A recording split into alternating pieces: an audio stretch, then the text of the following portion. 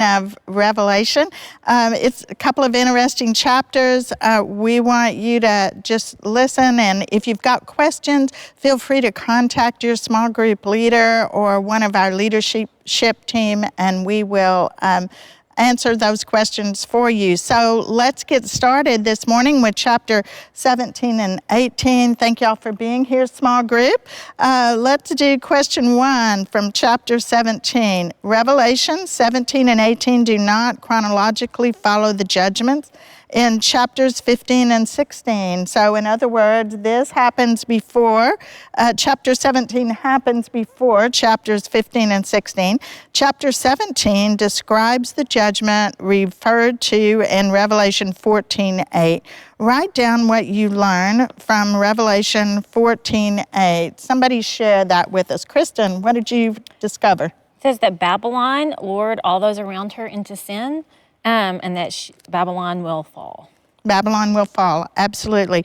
And I want to remind everyone that the term sexual immorality that we have translated in our English Bible really is talking about idol worship. It's a term for spiritual adultery. So keep that in mind as we're going through these great chapters here. So now read Revelation 17, 1 through 6, and describe the invitation issued to John in verses 1 and 2. Misty, what did you see there?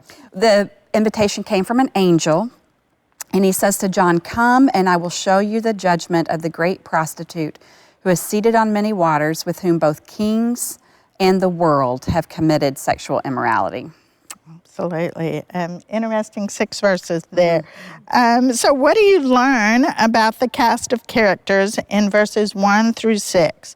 The terms sexual immorality or adultery are figurative language for idol worship and false religion. So let's talk about each one of these individually and share with each other what you learned. So we'll start with the great prostitute, the harlot. Maybe in your translation it may say harlot, it may say woman. So Amy, what did you see there? Sure, it says she's seated on a scarlet beast. She's wearing purple, scarlet, gold, jewels, pearls. She's holding a cup of abominations or impurities. She says there's a name of mystery on her head, Babylon the Great, mother of prostitutes and of the earth's abominations. Okay, good job. Thanks, Amy. Anybody have anything to add? It also added that she was drunk with the blood of the saints and the martyrs. Yes, it did. It did. You're exactly right. Okay, so kings of the earth. Sarah, what did you see for kings of the earth? That they committed adultery with the great prostitute. Absolutely. So they were involved in some idol worship, false religion, along with the great prostitute. So next we have the beast. Wendy, what did you see about the beast? Yeah, I put the prostitute is sitting on the beast, speaking blasphemy, has 7 heads and 10 horns, and is the color scarlet. Yeah. Scarlet. That was interesting, wasn't it? It takes us back to the dragon. It takes us back to the dragon. Anybody have anything, other observation they want to add?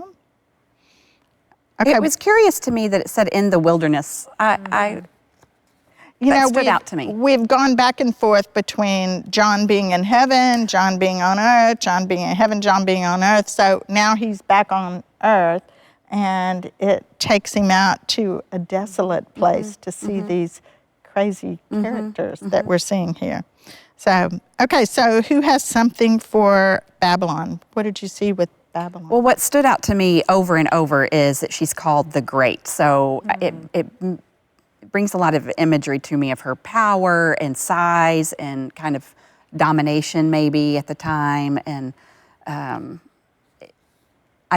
it's hard for me to picture exactly what that will look like, but it's given me a lot of visual, it's caused me to imagine a lot what that power will look like and that kind of dominion over a lot of the world. That's a great observation. And, you know, when we're going to talk in the lecture about the fact that really this Babylon is not so much a physical location as it is just a a spiritual perception of false religion. So as we go through chapter 17, remember we're not really talking about the annihilation or the prominence of a city, but we're talking about that false religion. Babylon as a imagery of false religion. So that is... But it will be a powerful oh, it's false going to religion. be Yeah. powerful, very powerful. I thought when it talks about the mother of prostitutes, I kept thinking just the imagery of the mother chick with all the little hens, and I just thought it's such a picture of leading people astray and just luring them in and sending them off in the wrong direction. And I kept wondering, why are they calling her the mother of prostitutes? But that's really the visual picture I got for that. Yes, that's exactly right. I mean, this is really the culmination of everything anti-Christ, anti-Christian, every false religion in the world has culminated in the end times in this great Babylon. So no matter what it is, if it's anti-Jesus, it's grouped together in great Babylon here. This is the fountain. In fact, a couple of people that I read called it the fountainhead of false religion. This Babylon is the fountainhead of false religion. And that picture really is an opposite of Jesus is the shepherd who protects his sheep and pulls them into safety. And here, instead, it's that opposite of that, the pulling them into evil and to destruction. I mean, you know, we've talked a lot about how Revelation kind of turns the evil at the end times turns the things of God on its head, just like what you said, and that is a picture of the opposite of pulling your sheep into safety, into goodness, into green pastures, and it's pulling them into destruction and leading them to death. And you can imagine how enticing false religion is going to be during the tribulation, because all believers are gone. There is no other church. So humanistic, atheistic, false religion is going to rise up and swell during the first half of the tribulation. And suffering makes you want to cling on to something bigger than yourself. Yes. There'll be great suffering, and so... And it's going to be very appealing because this is going to be, everyone that's left is a humanistic mindset. There will be some that come to believers, but this is going to be this worldwide super church that this develops is going to be a great stopping place for those people that have been left behind. And she's called a mother. That idea of a mother is something that you turn to for comfort and for that provision. And I mean, just all those when you think of your mom, you don't think of evil. And so it's, again, that idea of something that's skewed and you think you're going for something for good, and it's totally, completely packaged. Well, it's an incredible perversion, an incredible perversion of the true worship of our Lord Jesus Christ. So, okay, let's do number 3. I loved hearing y'all's thoughts. What does the imagery of the great prostitute, which is going to be a worldwide false religion here in the end times, sitting on the beast, which is the Antichrist and his worldwide government, reveal to you about their relationship in the end times? What do you think about that? I said that she's supported by him. Yeah. They go hand in hand. They're on the same team, totally against Christ and very much for Satan instead. Yeah. And that they enjoy what they're doing so much that they're drunk. And that even this seems like not just a following of government laws, but it's a full lifestyle, a mix of both of them. Yes, great insight, Sarah. Thanks for sharing that. Anybody else? What'd you think? Did you get another? I just visually thought of a tandem bicycle, with 2 people pedaling away, and I just thought right now they're working in tandem. They're working towards the same things. Perhaps they think they're a partnership. We're going to find out later that they're not, but that's what it looks like right there. Yeah. Wendy, how about you? Did you have a thought? I put basically the same thing that Sarah put, the Antichrist. He is the promoter of the leader of false religion. And it's going to change very soon. Yeah. So let me ask you this. What, if you think about a horse and a rider, what role does the rider have with the horse? Guides it, Pardon? steers it, guides it. Yes. Has- Trust the Yeah. trust the person that steers. And the rider's the one in charge. It's the, the one rider guiding the is ship. the one in charge, and that is, certainly the horse. You can't be a rider unless you have a horse to support you, but that horse has to respond to the rider. So that's another interesting picture here. Is that in the first half of the tribulation, there's going to be this religious Babylon is going to have some significant influence and dominance over the Antichrist's one world government. So, which we've seen throughout history, religion have some control over government, particularly in John's day.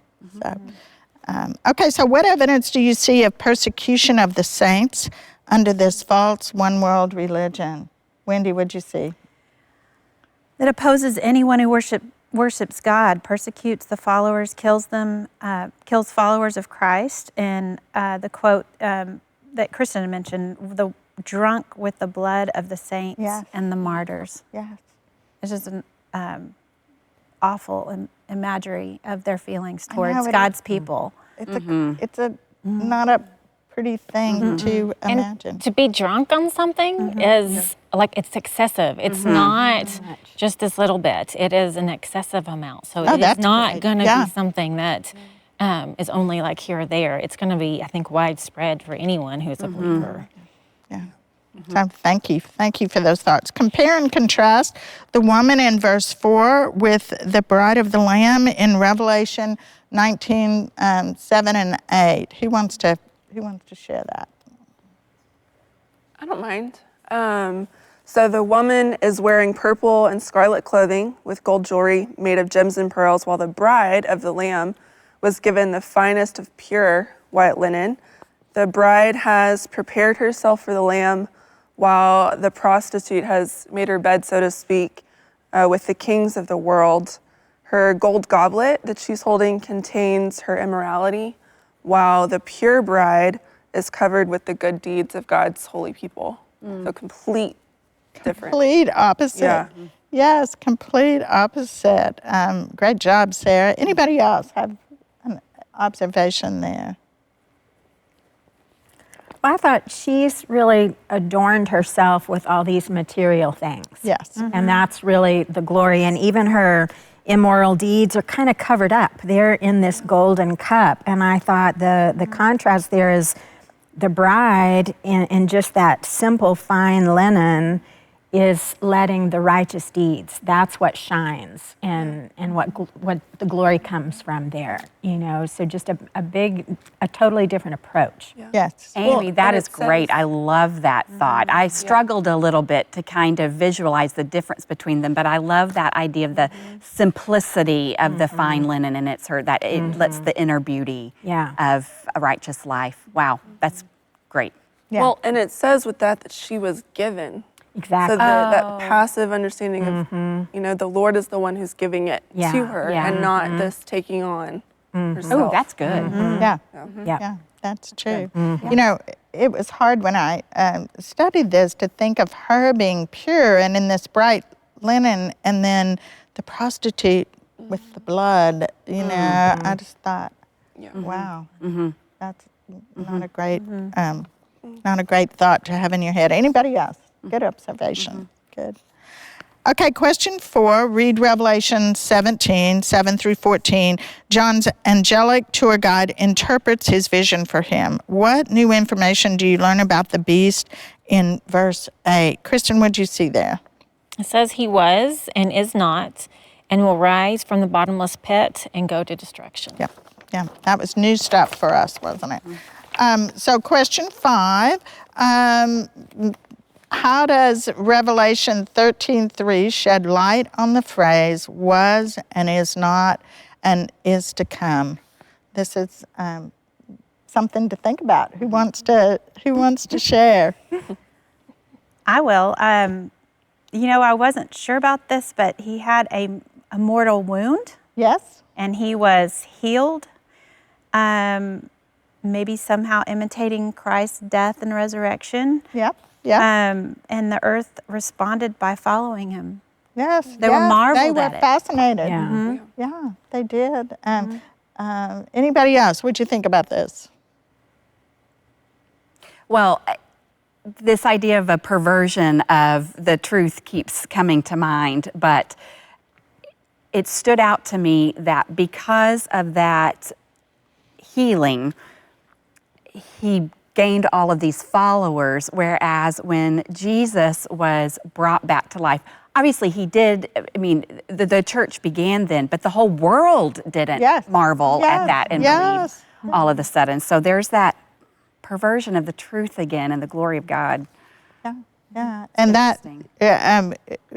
great answer to that contrast the phrase with the description of Jesus in Revelation 1, 4, and 8. How was Jesus described, Misty? He was and is to come. So he's eternal. He's Yes. the beginning and the end. He is the true Alpha and Omega and forever. Yeah. Yeah. Yeah, he was eternal. And we see here from 13:3 that the beast in some form or fashion had a mortal wound. So that's where we pull out that was not section. And just a promo for the lecture that's going to come. I'm going to talk a lot about that in the I can't wait to hear that. lecture about what that means. So we'll get some more insight on that. So question 6, look closer at the 7 heads and the 10 horns of the beast in Revelation 17, 9, and 10. What double meaning do the 7 heads hold? It shares a couple of different meanings with us in these verses. Amy, what'd you see there? Well, it looks like 7 heads also means 7 mountains and 7 kings. Yes. Yeah, yeah. And the mountains are going to be just imagery for rulers. So the mountains are describing rulers, and then it says these are 7 kings. And, I have to share with all of you, I read many theologians, and the theologians all disagree with each other on a lot of the points in here. So don't feel like, oh, I didn't get that one particular interpretation. There are a lot of different interpretations to this. But basically, we're talking about 7 different kingdoms here. So anybody else? Something to add to that? Okay, so what do the 10 horns represent? Describe their attributes and actions from verses 12 and 14. Who wants to give that a go? I'll grab it. It says 10 kings that have not yet received their royal power, but they will for a short time under the beast's authority. They will give their authority then to the beast, and they will make war on the Lamb. However, the best part is that the Lamb will conquer. Yeah, the Lamb will conquer. That is the best part, isn't it? That is the best part. Anybody have anything else you saw on there? Shelley, I loved that John used the title of Christ, the King of Kings, in this section because it contrasts so much with these kings who have set up this brief moment of glory for themselves. And I love that brief moment is continually repeated in these couple of chapters, and it's just poof, it's gone. But King of Kings, it's going to last forever. Yeah, great insight. Jesus comes back being who Satan always wanted to be, Lord of Lords and King of Kings. And he thinks he's accomplished it, I guess, as he gathers together this federation of 10 kings here. 10. Sarah, I'm glad you pointed out that brief moment, because one of the things that I am learning in Revelation is that underlying theme all the way through of having an eternal perspective. And it's important now, and it will be really important then for believers too. And I had not pulled that out in this so much, but that helps me pull that theme out of that. It's important to have an eternal perspective in our suffering now. It will be really important then, I think, so believers can cling on to, if they will hold tight till the end is coming. But thanks for sharing that, because I hadn't seen it in that, and it pulled that out for me. That's awesome. write down the images or words that come to your mind as you read that the Lamb who conquers is Lord of Lords and King of Kings. What just came to your mind with that? Wendy, what do you think? I love this question, and it so reminds me of, I couldn't help but think of Jesus on the cross as our sacrificial lamb. And the words to him were, save yourself. If you're the King of Kings, then get down off that cross. Even the criminal on the cross said, save us and save yourself. And he was waiting for God's timing. He was obedient to his Father on the Lord's timing, and his words were about forgiveness and come to me. And so it's interesting that here we are at the end, and he is the Lamb, and they keep referring to him as a As lamb. the Lamb. They do. As a reminder that I was a sacrificial lamb for you, and now the time has come, and Yeah. I will act my judgment as Lord of Lords and Kings of Kings. So that's the picture I had, that Jesus just waits for just the right timing. Yeah. I love that. Somebody else. I had that Old Testament image of God, seeing God in the heavens and his righteousness like robes just covering all of the heavens. And it was just this picture for me of God's sovereign rule through his Son covers everything. And it's covered every detail of this. And it's about to take a pretty dramatic turn. It just was sovereignty all over it, I thought. Yeah. Sovereignty, great word. Somebody else, words. What are some words you came up with? All powerful, more powerful More than powerful. the beast. Again, kind of that real world example to me is oftentimes what I see in front of me seems more powerful than anything else. And so the beast will be visible and is powerful, but the Lord is always more powerful than that and in control and authoritative. That's a word that came to mind. Almighty. Great reminder that what we see in front of us, although what it will be powerful and is powerful, is in no way more powerful Yes. than the Lord. Yes, you're exactly right. Good observations, good observation. Okay, so question number 7, the relationship between the false one world religion and the Antichrist with his powerful world government takes a different turn in verses 15 through 18. What happens to the false religion, the prostitute that's come to power in the world during the tribulation? What did y'all see here? The beast and the 10 kings turn against the prostitute, and it says that because of their hate, they will strip her naked, eat her flesh, and burn her remains with fire. Basically, they're going to eradicate Babylon. Yeah. It's pretty graphic and definitive here. Anybody else? Shelley, do you think some of the reason why the language is as graphic as it is, do you think that communicates how some of this will happen, that it will happen in a really ugly and evil way? Definitely. I mean, we're dealing with ultimate evil here. Yeah. We're dealing with Satan's henchmen, the Antichrist, and those people that have loved evil so much, they chose to deny Jesus and step into the tribulation. It just makes me think that some of the way some of this will happen will be probably beyond what we can imagine. Oh, yeah. Well, and if you consider the thief comes to steal, kill, and destroy. So even the people that Satan's partnering with here, I mean, his goal is steal, kill, and destroy. And that it's going to lead everyone who's following him and associated with him to this picture of being devoured and destroyed, because that's who he is and what he does. good point. Yeah, that is what he does.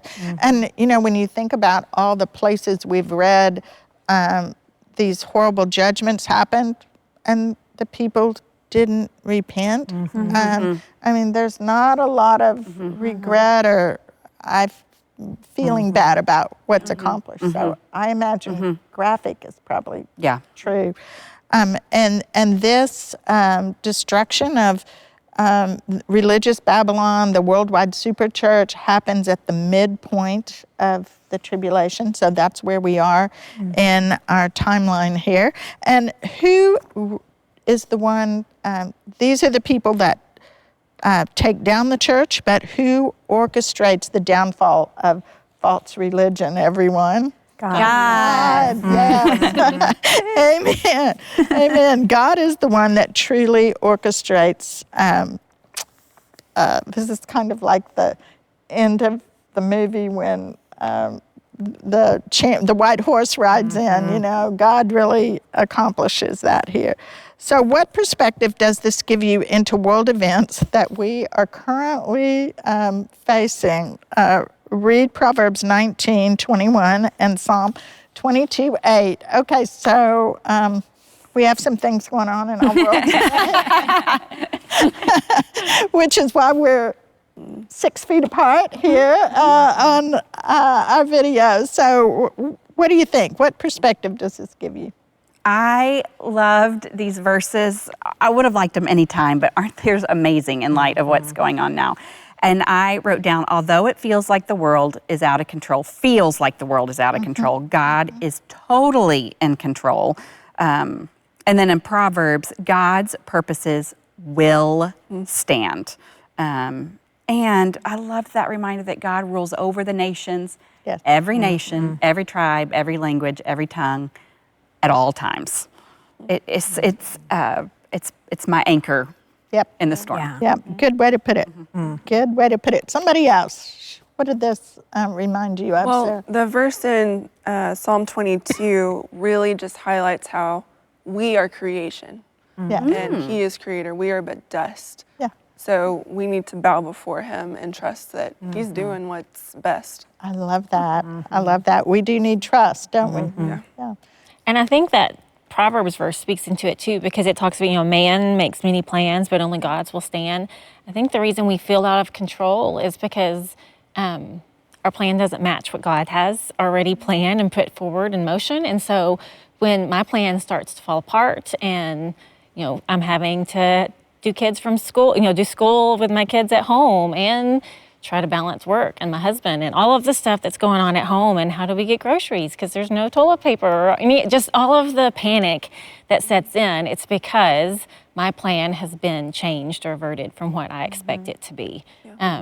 But when you go back and remember that God's plans are the ones that stand, and when we come back and do things like this, it puts our feet back where they need to be on that firm foundation, and all is right. Such a great perspective too, Kristen, because you're exactly right. We panic when our plans fail, and we've got to remember His plans stand firm forever. Anybody else? That's great.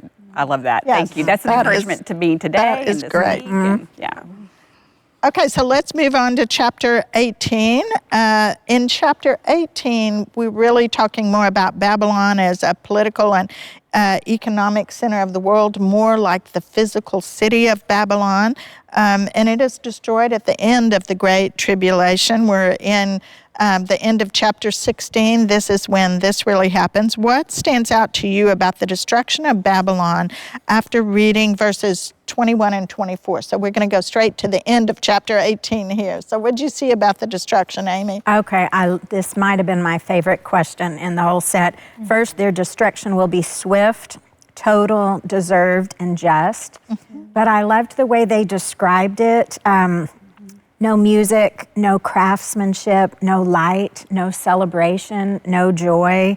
And I thought about those things, and I thought that's the absence of the goodness of God. Yes. And all those things will be in God's, we will experience all those things in God's presence. We'll be singing, there will be light, there will be the wedding feast celebration. And I just thought it's such a tragic picture of life apart from the goodness of God. And that's what they're going to get, and they're going to get it very swiftly.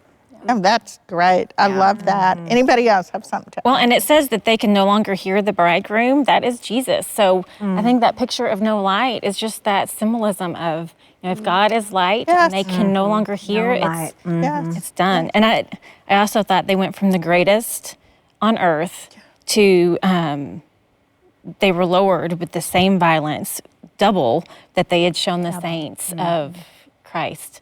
So just that picture of they had controlled with that iron fist and violence and were turned on their end and got that double portion back. Yeah. Oh, I love that too.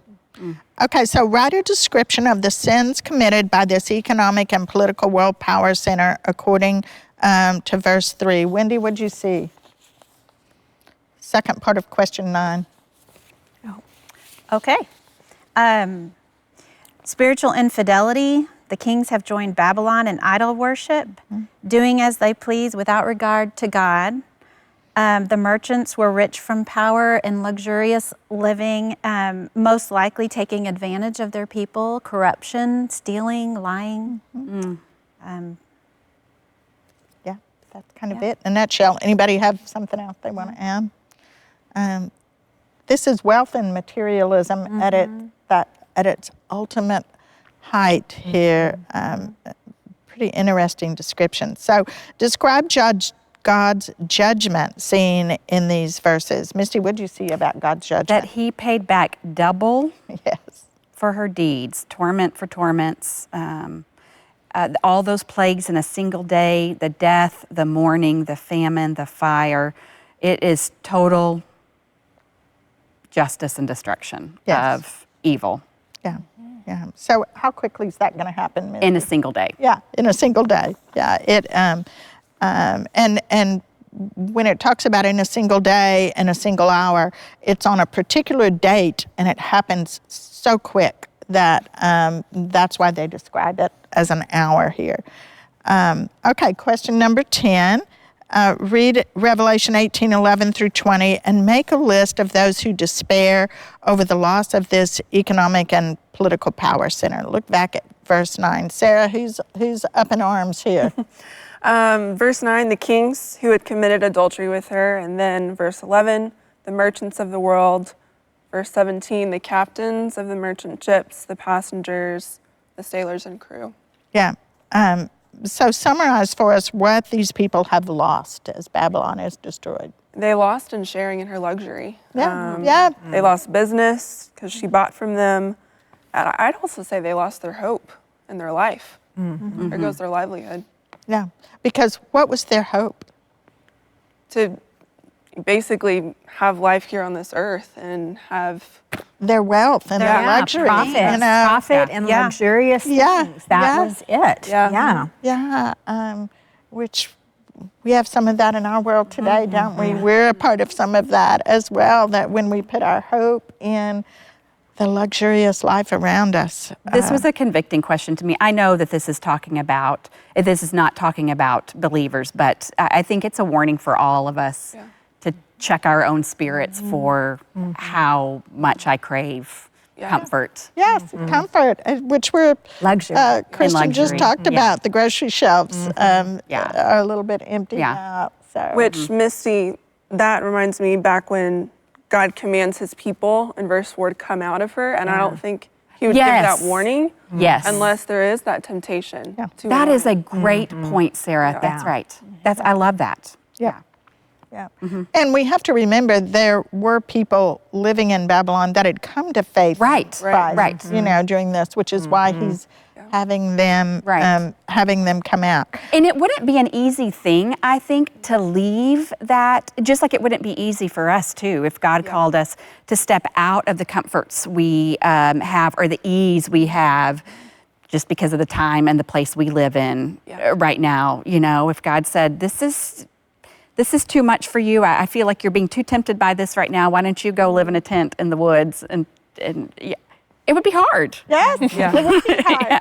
It would be hard. You're exactly right. And it would call for a great obedience. Yeah, definitely. Definitely. But if the result was Absolutely, right. yeah. Which is, again, why I like the warning now, so that if he does call me to do that, I've already seen that there's a good reason for it. Well, it's our command how we live our life anyway. The Bible says that verse, do not store up for yourselves treasure here on earth where moths and rust destroy and thieves break in and steal. Where your treasure is, there your heart will be. That's how we should live regardless. Yes. So it's a good reminder. Yeah, good reminder. Okay, so who is going to rejoice when Babylon is destroyed and why? Amy, what'd you see? Well, all of heaven will rejoice. It'll be the saints, the apostles, the prophets. And And part of God's judgment is recompense for all that they have Yes. suffered at the hands of these people. So again, it's this picture of his mighty justice, but also of his care for them and what they've experienced. I mean, how many times have we all lamented that evil seems to win? Yeah. And Absolutely. yeah. So, okay, last question. As the people of Babylon mourn the loss of their wealth and power, it's a reminder to us that wealth and power are temporary in our world as well. We've already talked about this a little bit, but what helps all of us stay true to the one who loves us when wealth and power and luxury just beckon us and call out to be first in our life? What helps you stay true?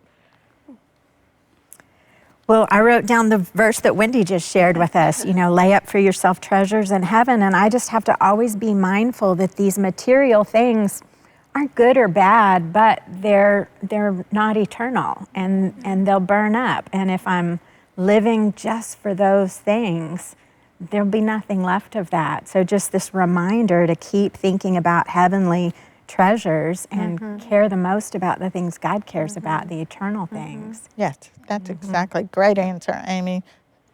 I think the word that Amy used, remind, remember, those are key words for me. And if I don't remember my material things that I bought, I become discontent with them in a heartbeat. My Christmas gifts, whatever I've been given or wanted, I don't even remember. But those times in my life where God has worked and made a difference in my life, whether through suffering or answered a prayer in a great way, when I remember that and how he changes me to be more like him, I remember those things. And so I hold on to those things and know that material things just don't matter. Yeah. So that's helpful. Great answer. Great answer. I often think about how I can be surrounded by lovely things and my spirit can still be very much Yeah. That's true. in turmoil. Yeah. Real peace and joy and rest only comes from, for me, only comes from sort of rest and peace in my relationship with the Lord. And even, in the last week or whatever, it's caused me to really cultivate that and experience that. My peace and my joy do not come from my things. They come from my relationship with the Lord. Yeah. And I'm grateful for that. So that's how do I stay true? I have to practice it and remember it when I'm surrounded by, I've got food, I've got toilet paper, I've got a home, things are greening up and my spirit's still at rest until I go to the Lord. Yeah. Yes. Also living in community at Women in the Word, when we have prayer or at any of our small groups, we have prayer and we see God working in someone's life in a way Yeah.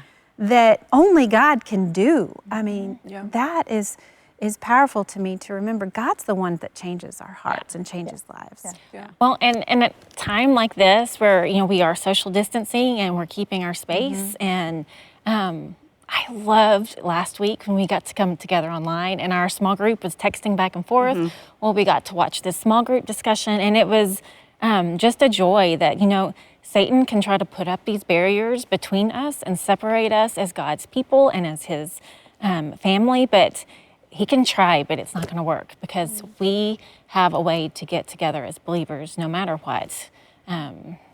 And so thankful that we have electronics and stuff Yeah. like that to do it with today. That's awesome. Great wisdom to end on, ladies. Thank you for being part of our small group discussion. I just want to remind everyone that you can also tune in to the lecture on chapters 17 and 18. Should come up on Thursday morning and then it'll come up on demand. But get together with your small group, share your thoughts and ideas about these questions, and then listen to the lecture on chapter 17 and 18. Thanks so much for being here with us.